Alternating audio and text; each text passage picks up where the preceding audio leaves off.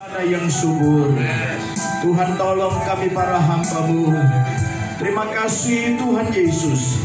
Kami duduk diam untuk terima firman Allah di dalam nama Tuhan Yesus Kristus. Haleluya. Amin. Puji Tuhan, silakan duduk Bapak Ibu dan Saudara yang diberkati Tuhan. Shalom. Puji Tuhan, sukacita dari Tuhan Yesus menyertai kita semua. Kita buka firman Tuhan di dalam Injil Matius 28. Ayat ini sudah sangat kita kuasai tentunya.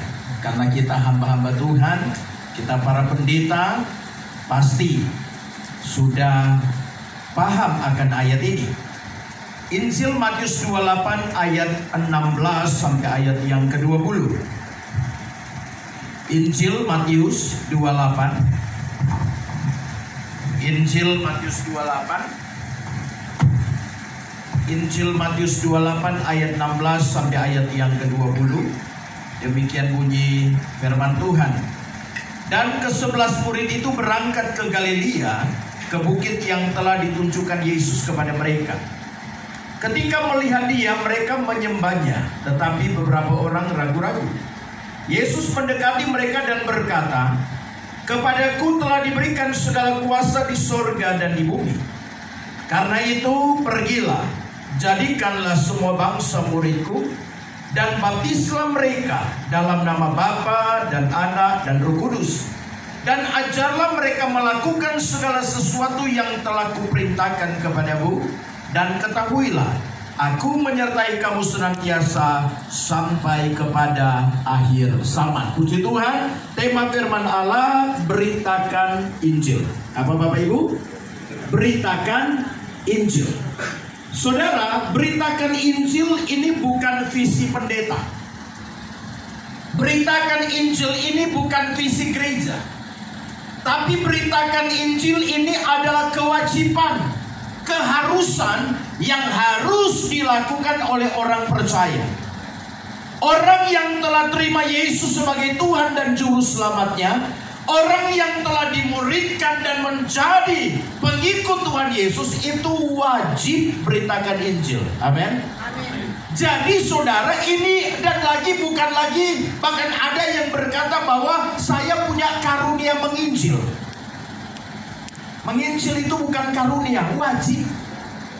Wajib.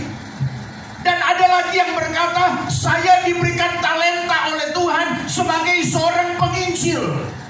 Penginjil memang bagian dari jawatan. Tetapi saudara, yang namanya menginjil ini hukum wajib bagi kita yang telah menjadi murid Tuhan. Siapa yang sudah jadi murid Tuhan boleh lambaikan tangan. Haleluya. Tugas kita adalah beritakan Injil. Nah saudara, beritakan Injil ini lewat apa? Yang pertama tentunya melalui hidup kita. Saya sedang berkhotbah di depan para pendeta, para pelayan Tuhan, para hamba Tuhan. Saudara, firman Tuhan berkata bahwa saya dan saudara ini adalah surat Kristus yang dapat dibaca oleh semua orang. Firman Tuhan berkata dalam ayat yang lain bahwa tubuh kita ini adalah bait Allah, tempat kediamannya Tuhan. Gambar diri Allah itu dapat dilihat lewat hidup saya dan saudara. Nah, memberitakan Injil yang pertama lewat hidup kita, lewat hidup saya, lewat hidup saudara. Amin. Kita jangan pernah bilang begini dan jangan jadi pendeta kalau kita ketika ada salah, ketika berdosa dan kemudian jatuh dalam dosa, kemudian kita sudah tahu kekurangan kita, kita mulai berkata namanya juga Ini kadangkala alasan pendeta. Kalau begitu jangan jadi pendeta. Paulus bilang begini, Paulus dengan jelas berkata, ikutilah teladanku. Teladan Paulus. Tuhan Yesus juga memberikan contoh, ikutilah teladanku. Paulus adalah murid Yesus berkata, ikutilah teladanku. Jangan jadi pendeta, jangan jadi hamba Tuhan kalau masih mengambing hitamkan yang namanya manusia. Gambar Kristus harus terlihat dari hidup kita. Nggak usah jauh-jauh deh. Contoh sederhana, buah kasih, itu aja. Contoh sederhana buah roh. Itu aja, bagaimana kasih kita, perbuatan kita, sikap kita, tingkah laku kita. Paulus pernah menasihati Timotius anak rohaninya. Paulus bilang, kamu jangan menganggap dirimu muda. Jadi teladan dalam perkataan, sikap dan sebagainya. Ini bicara apa? Integritas orang percaya. Secara spesifik Paulus lagi bicara sama seorang gembala yang masih muda namanya Timotius. Dia bilang, Timotius, kamu jangan menganggap dirimu muda, harus jadi teladan. Usia saya oleh kemurahan Tuhan baru 45. Tapi anugerah demi anugerah Tuhan, Tuhan sudah percayakan kepada kami. Dan hal ini merupakan anugerah dan kepercayaan yang Tuhan berikan. Saya tidak boleh menganggap diri saya muda dan kemudian iblis mengintervensi hidup saya. Saya harus jadi berkat. Amin. Kami harus jadi teladan. Amin. Nah, saudaraku yang kukasih dalam Tuhan, melalui hidup kita, bagaimana orang akan melihat Tuhan, melihat Kristus, melihat Bapa kita di sorga, kalau kelakuan para pendeta nggak sesuai dengan apa yang Tuhan ajarkan. Saya masih mendengar dan kadang-kala masih menemukan yang namanya rapat pimpinan nasional, yang namanya rapat MD, rapat majelis pusat, masih ada yang hantem-hantem meja. Jangan jadi pendeta, jangan jadi hamba Tuhan, jangan. Kalau lembaga-lembaga sekuler dunia mungkin seperti itu, harusnya orang Kristen yang ada di situ tidak boleh begitu. Dalam kekristenan, dalam lembaga rohani tidak boleh begitu. Dan saya menekankan kepada mitra kerja yang ada di GAPI. Saya bilang tidak boleh ada itu di gereja kita. Tidak boleh ada. Tidak boleh ada. Nah, itu sebabnya gambar Kristus harus nyata. Bagaimana orang mau percaya kepada Tuhan kalau kelakuan kita nggak jadi berkat? Ada orang teriak, Yesus anak Daud kasihanilah aku. Yang menghambat siapa? Muridnya. Orang yang di dekat Yesus, orang bilang begini, orang lagi teriak, murid ngomong begini, jangan teriak-teriak kau, diam. Siapa yang menghambat? Muridnya. Siapa yang menghambat kadang-kala orang mau mengenal Tuhan? Ya pendeta. Pendeta utang nggak dibayar. Pendeta janji sana janji sini enggak. Orang miskin minta doa enggak dikunjungi. Orang yang pakai alpat didatangi. Tapi saya harap pendeta di GAPI enggak ada yang begitu. Kalau ada Pak Ketua MD perlu tegur, Pak. Kasih SP, Pak. Saudaraku yang kukasih dalam Tuhan, harus melakukan apa yang Tuhan mau. Dan ini kita belajar. Jemaat yang Tuhan percayakan kepada kita itu dombanya Allah yang akan kita pertanggungjawabkan di depan hakim Tuhan Yesus Kristus. Oleh karena itu saudara, mari jadi berkat, beritakan Injil lewat hidup kita. Yang kedua apa saudara? Bicara karakter, integritas kita yang harus dapat dilihat oleh orang banyak, itu cara memberitakan Injil. Yang kedua saudara, SDM ini. Saya dan saudara ini mau cerita tentang Yesus, tapi bagaimana mungkin saudara mau cerita tentang Yesus kalau nggak tahu apa-apa? Nah, itu kita nanti masuk pada poin berikut. Saya kasih contoh, misalnya Pak Pendeta Hertanto, beliau juga sebagai lawyer. Bagaimana mungkin beliau sebagai lawyer tapi nggak lulusan SH? Tidak mungkin, Pak. Beliau belajar duduk di bangku kuliah, belajar dari pengalaman, dan bisa jadi pembela yang benar bagi yang benar. Nah saudaraku yang kukasih dalam Tuhan, jadi enggak mungkin kita asal beritakan Injil tanpa ada sesuatu. Saudara, beritakan Injil itu banyak cara. Banyak cara. Enggak harus saudara KKR di jalanan seperti itu. Enggak harus. Saudara enggak harus masuk keluar pasar dan beritakan Injil. Enggak juga harus seperti itu. Beritakan Injil lewat percakapan kita. Saat kita ngomong-ngomong, Injil sudah masuk. Saya dan istri punya komunitas di Surabaya. Ada agama Buddha di situ, ada agama Muslim di situ, ada agama Hindu di situ. Kami berteman. Tetapi apakah identitas saya, identitas kami sebagai pengikut Kristus, sebagai hamba Tuhan harus ditanggalkan? Enggak. Ketika kami ada di karaoke, mereka nyanyi sekuler, silakan. Saya nyanyi lagu rohani. Jadi memberitakan Injil lewat lagu, lewat pujian. Dan ada di antara mereka akhirnya yang tadinya menyebutkan sesuatu yang saya sendiri kaget. Puji Tuhan, akhirnya mereka kami menjadi berkah. Jadi berkah. Jadi bisa beritakan Injil lewat hidup kita, percakapan kita, lewat kesaksian hidup kita, lewat doa. Puji Tuhan, saya beberapa kali dipercaya dalam kegiatan umum mewakili orang Kristen. Saya berdoa lewat doa. Tapi jangan jadikan media sosial itu bangku debat. Saya juga nggak setuju seperti itu. Nggak perlu. Ada mahasiswa kami seperti itu, saya tegur. Saya bilang, kamu nggak usah begitu.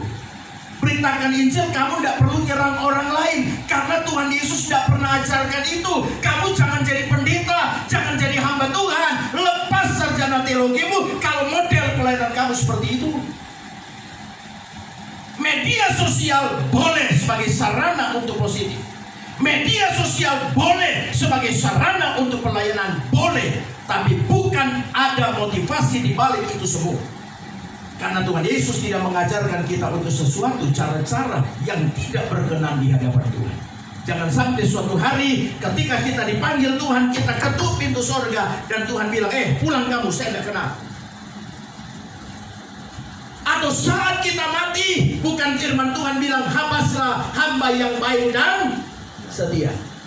Tapi ada sebutan bilang begini, hamba yang jahat dan tidak tahu hal yang baik. Hati-hati. Yang masuk surga itu akan disebut Tuhan hamba yang baik dan setia.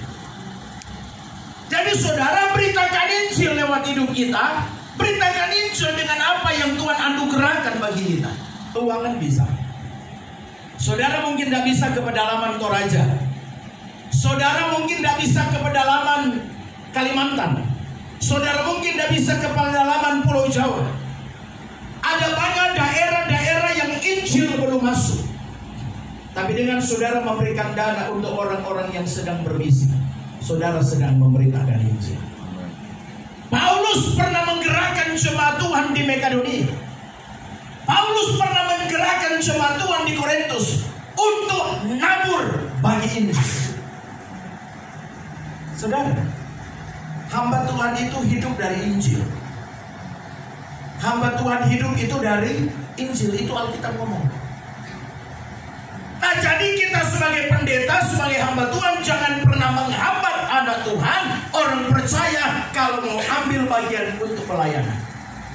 Jangan ada pendeta kalau dia lihat jemaat itu kaya dan ketika dia mau nabur di tempat misi, dia hambat. Saudara menghambat orang memberitakan Injil, bahaya loh di hadapan Tuhan. Nah, oleh karena itu saudara, beritakan Injil itu bisa lewat dana, bisa. Kami belajar Bapak Ibu, pergi ke beberapa tempat, kami melihat daerah-daerah yang wow, saya melihat sendiri dalam tanda kutip kasihan. Kadangkala saya merenung, apakah saya bisa bertahan di sana? Belum tentu saya bisa. Apalagi kita berada dalam satu sinode GAPI, hidup dengan iman, bekerja menurut panggilan Tuhan. Kalau nggak panggilan di kampung, di desa, ya jangan memaksakan ke sana. Kalau memang panggilan Tuhan di kota, puji Tuhan.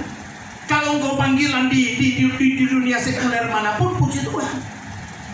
Menurut panggilan Tuhan. Nah saudara, sekarang kita masuk kemana kita beritakan Injil atau di mana?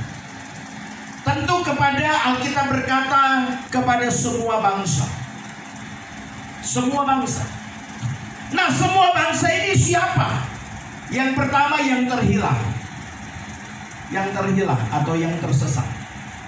Saya ketika tahu betul panggilan Tuhan saya sebagai gembala, ketika saya lulus sekolah Alkitab, saya doa puasa kurang lebih 2 tahun.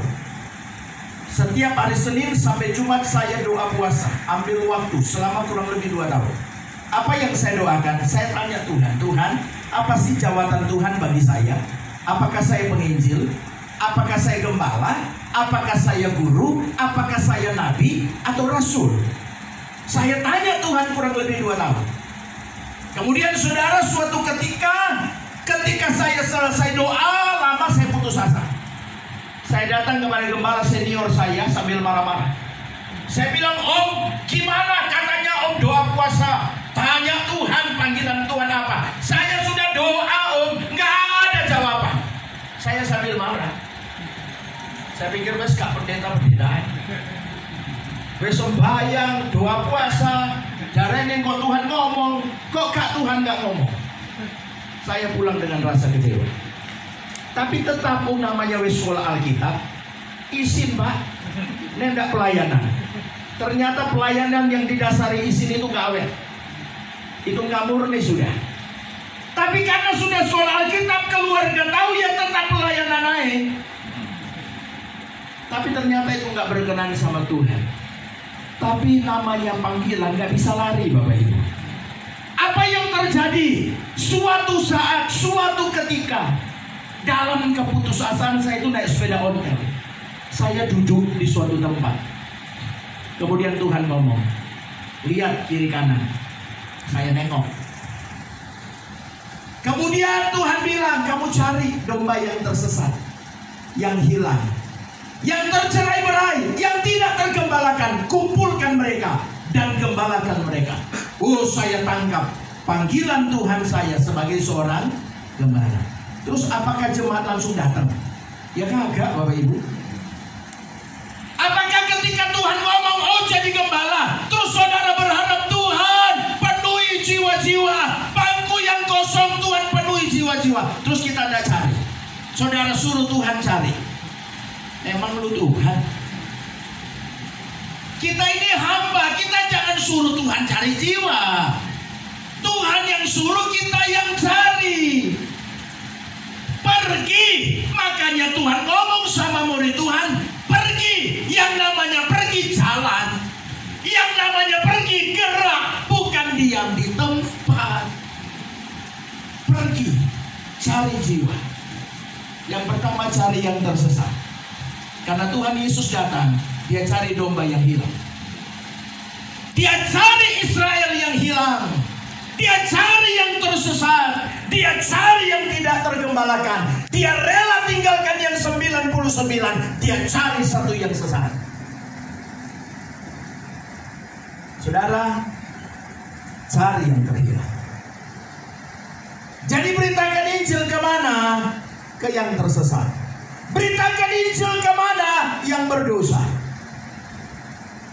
Gereja itu ibarat bengkel. Ibarat bengkel. Jadi segala model jemaat Tuhan yang datang ke gereja kita, saudara jangan pasang muka kayak setan. Bagaimana jemaat mau datang? Bapak Ibu Gembala terima tamu, mencucuai. You know mencucuai? Nggak ngerti. Apa itu mencucuai Pak? Cemberut. Cemberut. Bapak Ibu Gembala disapa, dikasih salam. Ya tergantung lihat sih. Kalau dia naik Velmayer ya oke lah, senyum Pepsodent. Kalau naik becak sorry dulu, kolektor biro sih. Waduh berdosa, jangan jadi pendeta, jadi pengusaha ya. Amin. Nah, saudaraku yang kukasih dalam Tuhan, yang berdosa harus diterima. Gereja Allah peduli, peduli terhadap yang tersesat, peduli yang berdosa. Siapapun dia, selama masih bernafas, berarti Tuhan masih kesempatan untuk bertobat. Mau dia pendeta, mantan pendeta, pokoknya masih bernafas, berarti masih ada waktu untuk bertobat. Amin. Temui dia, beritakan Injil, rangkul dia dengan pelukan kasih Tuhan. Jangan munafik. Terima dia dengan kasih Tuhan, bukan kasih yang palsu. Terima dia. Asal mau dididik, mau dibina, terima dengan baik. Saya tekankan kepada majelis pusat, siapapun yang mau bersama dengan GAPI, selama merelakan diri mengikuti doktrin kita dan mau ikuti aturan yang ada, mau dibina, silakan diterima. Saudara jemaat yang diberkati dan yang dikasih oleh Tuhan, cari yang berdosa, terima yang berdosa. Gereja itu bengkel, perbaiki sehingga jadi berkat dimanapun orang itu ada. Amin. Yang percaya beri tepuk tangan buat Tuhan. Haleluya. Kemudian beritakan Injil kemana? Yang tidak tahu Injil. Beritakan Injil kepada yang tidak tahu Injil. Saya kasih contoh beginilah ya. Kita Gereja Allah Peduli Indonesia. Jangan kehadiran kita di kampung, di desa, ataupun dimanapun kita berada, kita ambil dombanya orang, jangan. Kita sudah tahu itu ada di kolam orang, ya jangan diambil lah. Tapi gereja kita juga tetap terbuka. Terbuka untuk siapapun. Tapi gereja kita tidak boleh ngiming-ngiming, nggak boleh. Ngerti ya, ngiming-ngiming? Nggak boleh. Ya di atas ya, tidak di atas tidak. Itu aja, sederhana. Nah, sekarang saudara kita masuk pada poin berikut. Sebelum memberitakan Injil, apa yang harus dipersiapkan?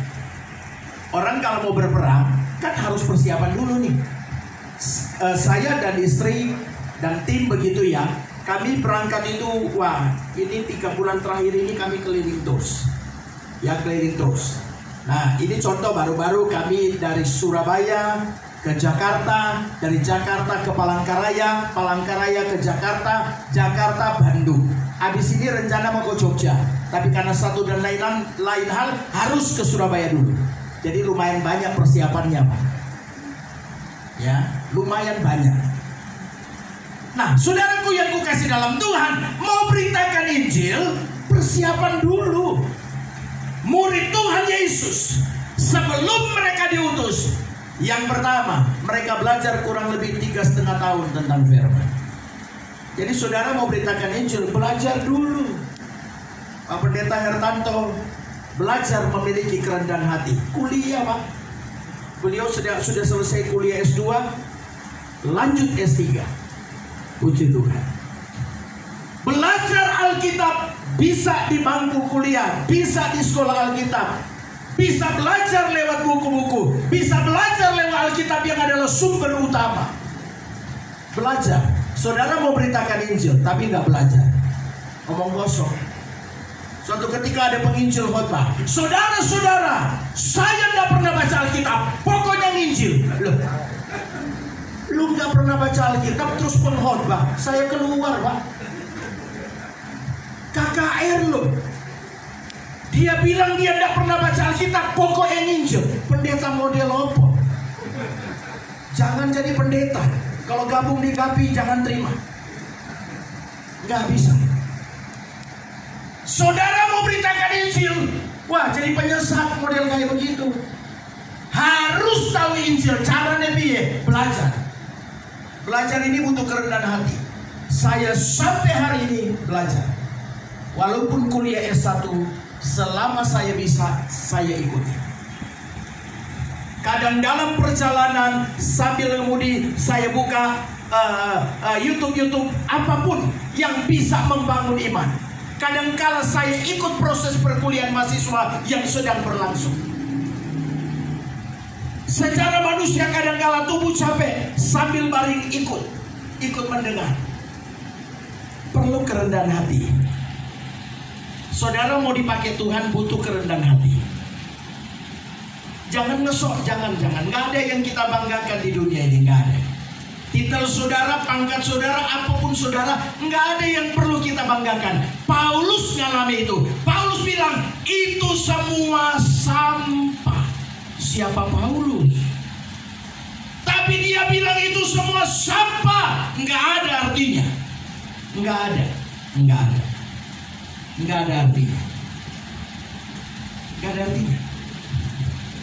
Ada Ada banyak hamba Tuhan, pelayan Tuhan, bahkan ada jemaat Tuhan yang punya pangkat ini, punya pangkat itu, telepon saya dan bilang, Pak Alfon, mungkin ada yang bisa saya bantu. Saya bilang terima kasih, selama ini oleh kemurahan Tuhan, pertolongan Tuhan selalu datang tepat pada waktunya.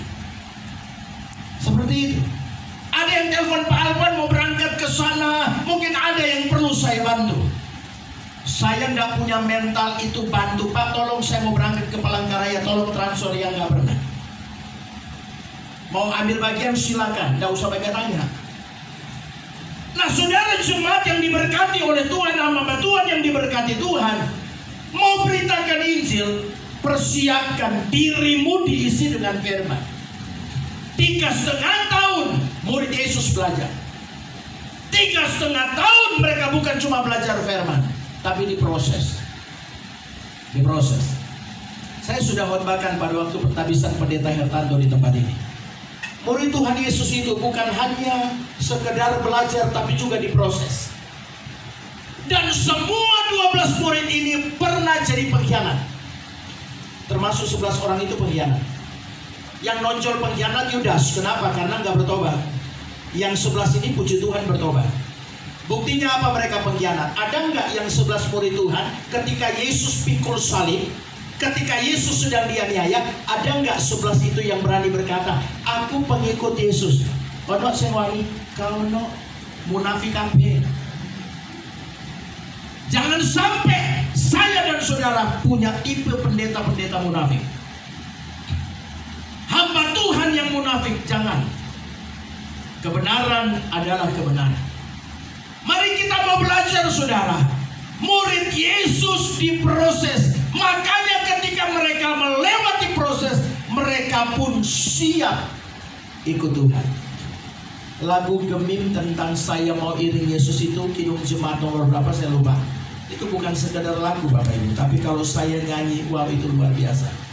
Saya mau iring Yesus, saya mau iring Yesus sampai selama-lamanya. Berikutnya, meskipun saya susah menderita dalam dunia, saya mau iring Yesus